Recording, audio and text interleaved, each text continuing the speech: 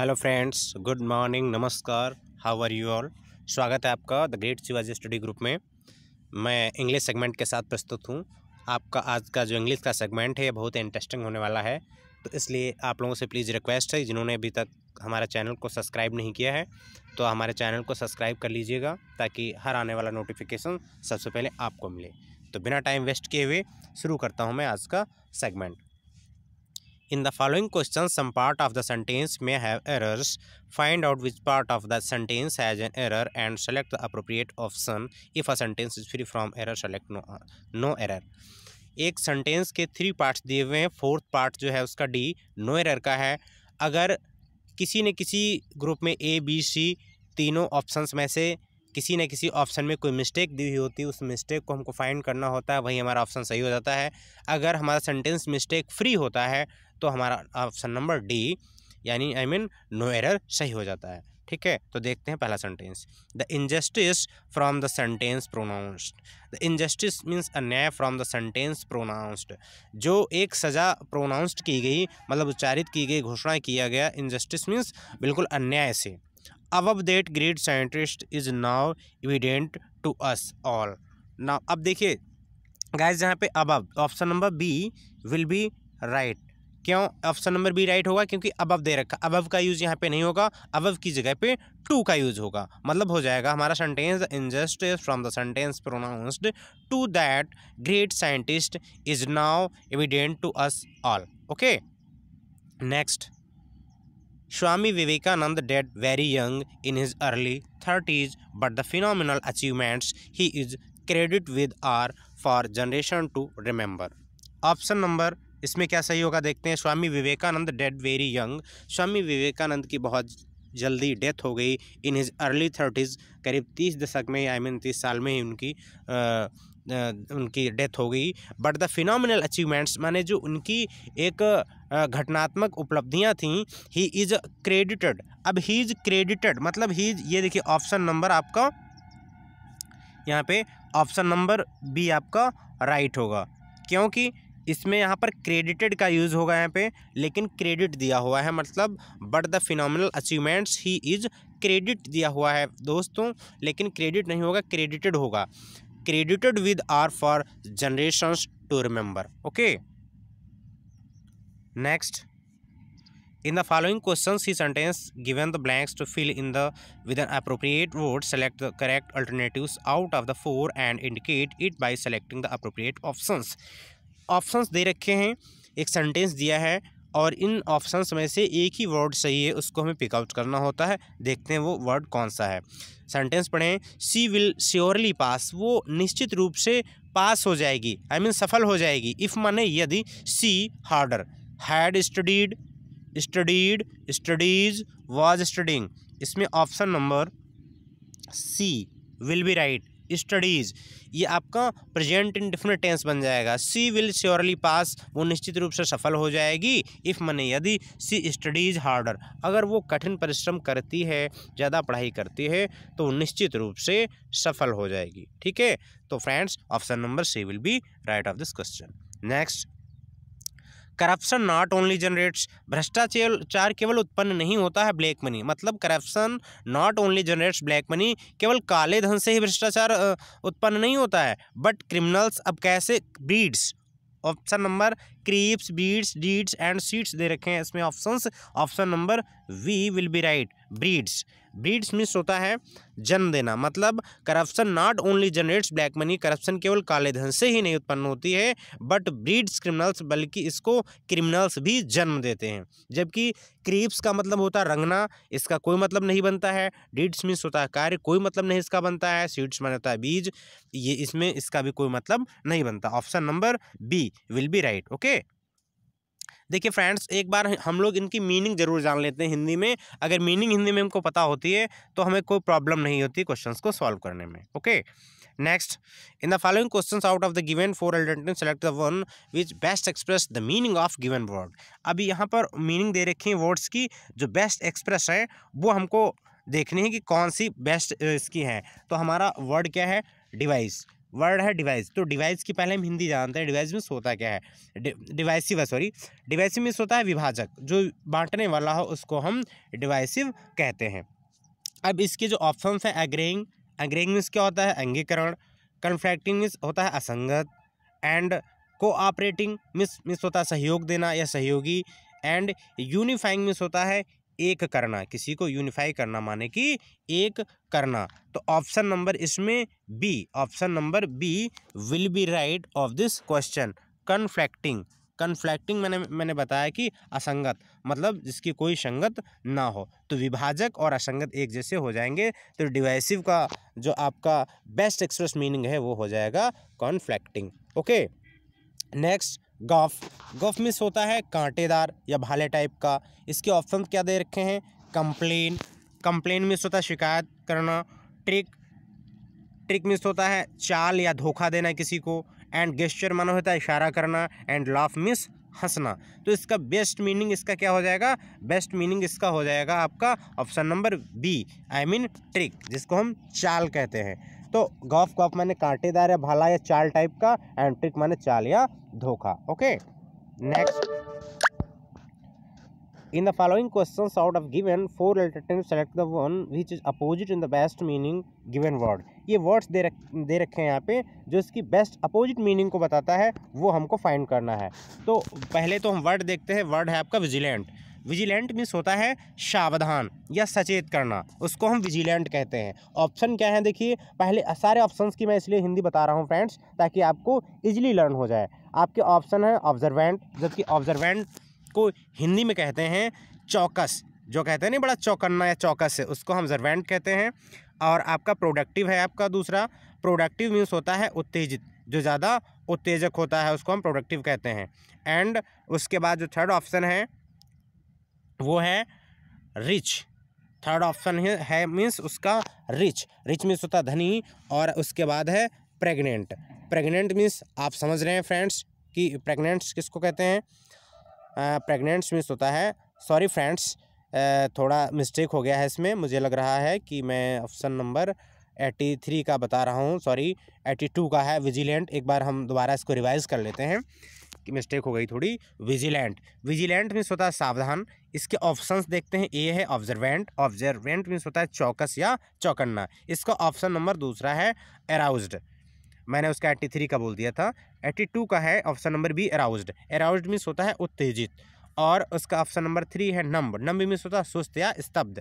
और option number D है active, active माने होता है सक्रिय, जो बहुत ज़्यादा, जिसको हम कहते हैं तेज है उसको एक्टिव कहते हैं। ठीक है, तो हमको अपोजिट इसमें फाइंड करना है। तो विजिलेंट मैंने बताया सावधान या सचेत, और नम्ब मीन्स क्या हो जाएगा आपका सुस्त या स्तब्ध। तो option number C will be right of this question. Next question है आपका फेकंड। फेकंड मीन्स होता है उपजाऊ या फलप्रद, जो फल देने वाला हो या उपजाऊ हो। इसके ऑप्शंस दे रखे हैं, स्पार्स, स्पार्स मीन्स होता है तितर बितर करना। नेक्स्ट है प्रोडक्टिव, प्रोडक्टिव मीन्स होता है उपयोगी, जिसको हम कोई उपयोग में लाते हैं। ठीक है, रिच मीन्स होता है धनी, एंड प्रेग्नेंट मीन्स सबको पता है प्रेग्नेंट मीन्स गर्भवती। तो हमको ऑप्शन फिकंड का इसमें देखना है कि फिकंड का अपोजिट क्या है। तो फिकंड का अपोजिट आपका हो जाएगा स्पार्स, आई मीन तितर बितर। उपजाऊ, फिकंड मीन्स होता है उपजाऊ या फलप्रद, और स्पर्श माने होता है इसको अलग अलग या तितर बितर करना। इसलिए option number A will be right of this question. Okay friends, next की तरफ बढ़ते हैं हम। Rearrange the parts of sentence in the correct order.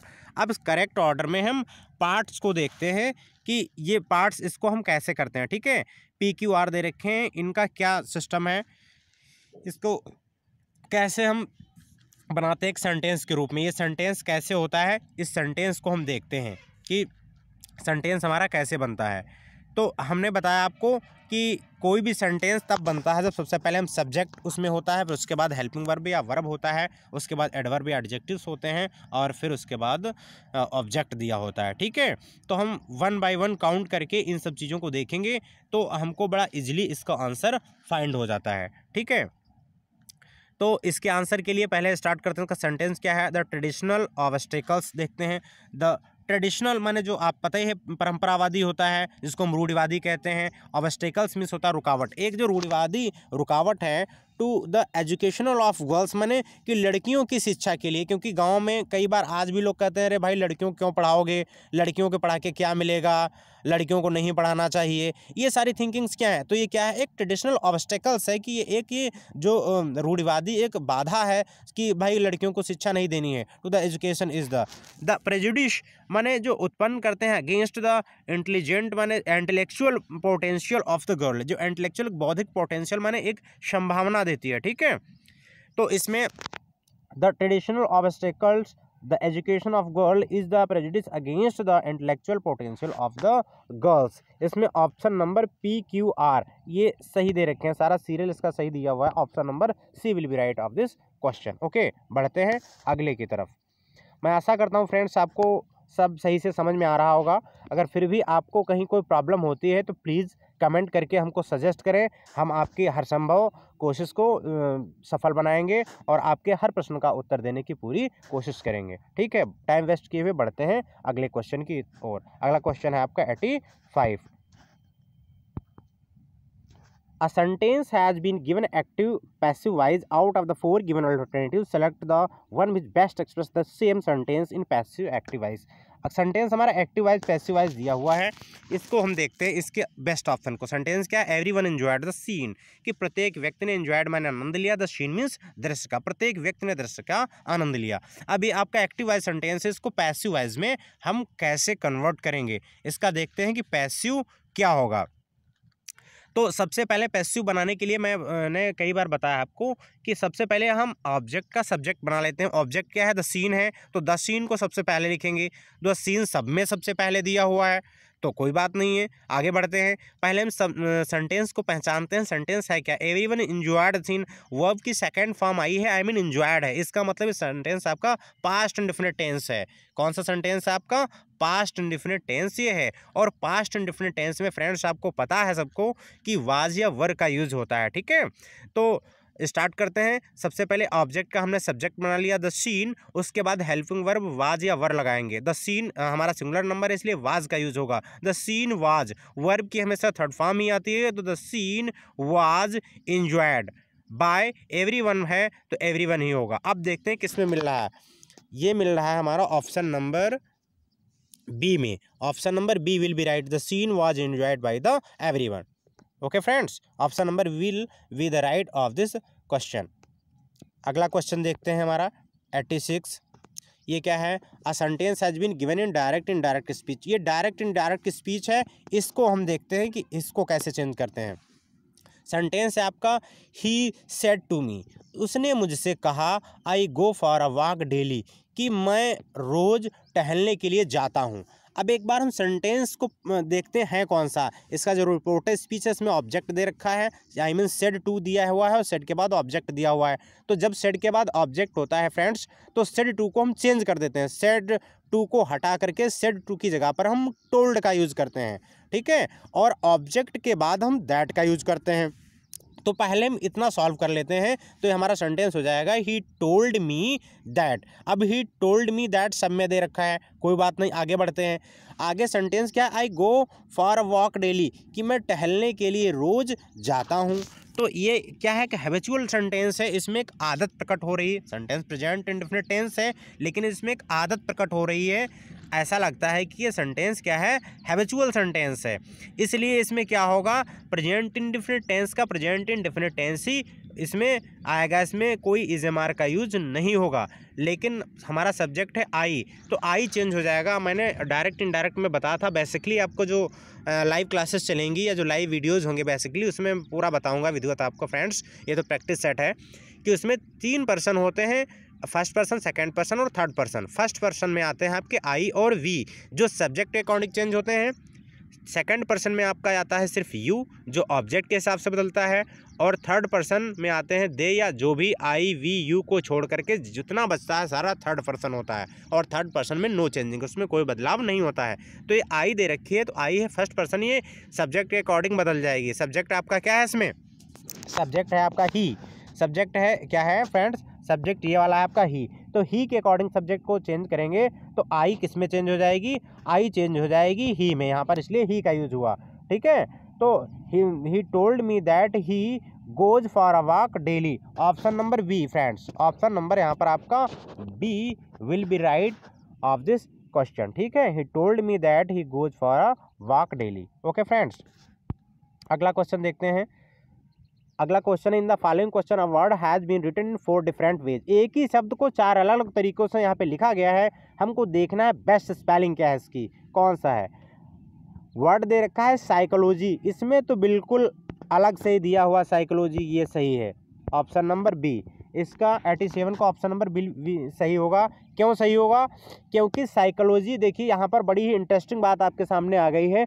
कभी भी साइकोलॉजी की स्पेलिंग, कोई भी इंग्लिश का टीचर हो, कोई भी इंग्लिश का स्टूडेंट हो, लेकिन ये कुछ ऐसी स्पेलिंग्स होती हैं कि प्रॉब्लम आ जाती है। लोगों को लगता है साइकोलॉजी की स्पेलिंग एस से स्टार्ट होती है, लेकिन फ्रेंड्स ये नहीं है। साइकोलॉजी की जो स्पेलिंग है वो हमेशा पी से स्टार्ट होती है। तो अगर आपको इतना ही, सिर्फ अगर पूरी स्पेलिंग नहीं भी आती है, आपको सिर्फ इतना ही पता है कि साइकोलॉजी की स्पेलिंग पी से स्टार्ट होती है, तो आपको अच्छी तरह से पता है कि पी से एक ही ऑप्शन स्टार्ट है बी, तो वो सही हो जाएगा और 3 देखने की हमको कोई भी ज़रूरत नहीं पड़ेगी। लेकिन फिर भी इसकी स्पेलिंग लर्न करना बहुत ही ज़रूरी है। साइकोलॉजी की स्पेलिंग डिफ़िकल्ट लगती है, लेकिन डिफ़िकल्ट होती नहीं है। स्पेलिंग क्या है? PSYSHOLOGY, psychology. ठीक है, तो इस पर एक बार दोबारा फोकस करते हैं। Option number B will be right of this question, psychology PSYCHOLOGY। Okay friends, next आपका पैसेज आ गया है। पैसेज में क्या होता है, इसमें कुछ ऑप्शंस को हटा दिया जाता है, उस ऑप्शन को हमको देखना होता है कि इन ऑप्शंस को हम कैसे करते हैं। ठीक है, तो यही होता है इसमें। देखते हैं एक बार, हम इसको पैसेज को पढ़ लेते हैं मोटे तौर पर।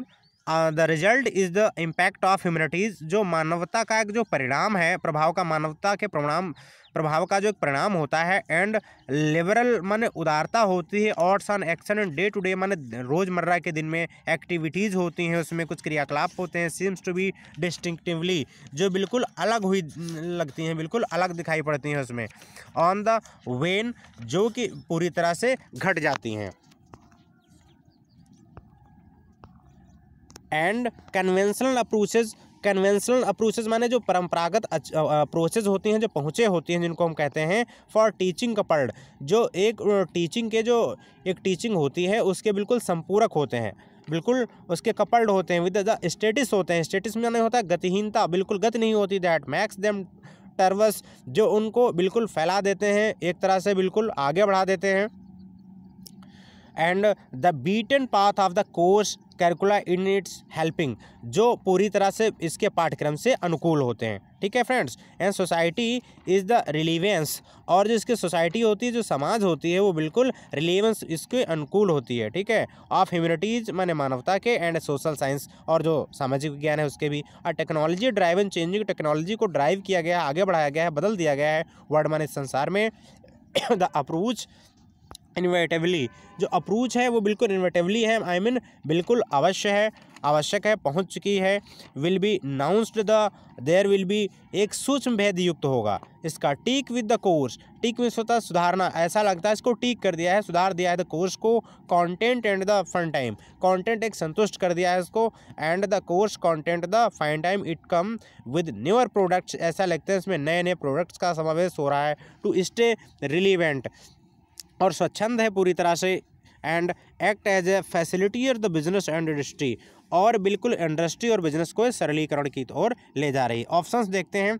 And liberal arts on, and liberal arts on, इसमें ऑप्शन दे रखे हैं आपके ह्यूमनली, ह्यूमन एंड ह्यूमैनिटी। तो ऑप्शन नंबर इसमें क्या होगा? And liberal arts on human हो जाएगा। ऑप्शन नंबर आपका C will be right of this. Okay friends, option number C इसका राइट होगा, ह्यूमन हो जाएगा। नेक्स्ट क्या है? नेक्स्ट है on the when and convention approaches, traditional है आपका, एक तो है आपका traditional, traditions, traditional and traditionally, एक सिर्फ ट्रेडिशन है। ठीक है, तो इसका भी option number on the when, तो इसमें ट्रेडिशनल हो जाएगा, क्या हो जाएगा? ट्रेडिशनल हो जाएगा। Option number C will be right of this question. Okay, next, detours the beaten path of course similarly as, same as, same, similarity. तो इसका भी देखिए ना, सिमिलरली का कोई मतलब भी नहीं बन रहा है, एज सेम एज बिल्कुल बेकार है, तो सेम हो जाएगा। Them travels the same beaten path of course. तो ऑप्शन नंबर सी फ्रेंड्स इसका भी सही हो जाएगा।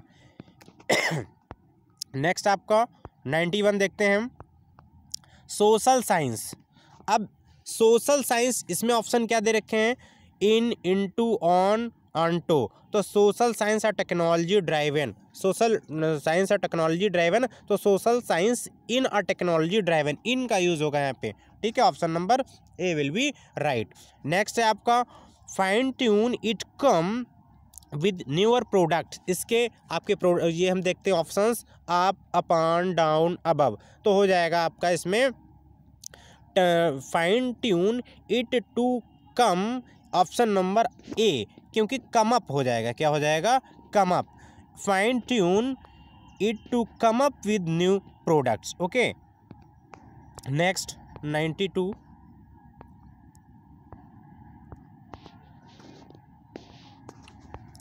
फ्रेंड्स सॉरी 92 उसका ऑप्शन देख रहे हैं यहाँ पे।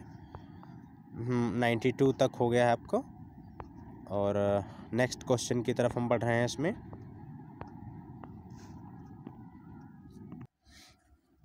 दोस्त देख रहे हैं इसमें फ्रेंड्स, ये आगे आपका तो 100 वाला आ रहा है।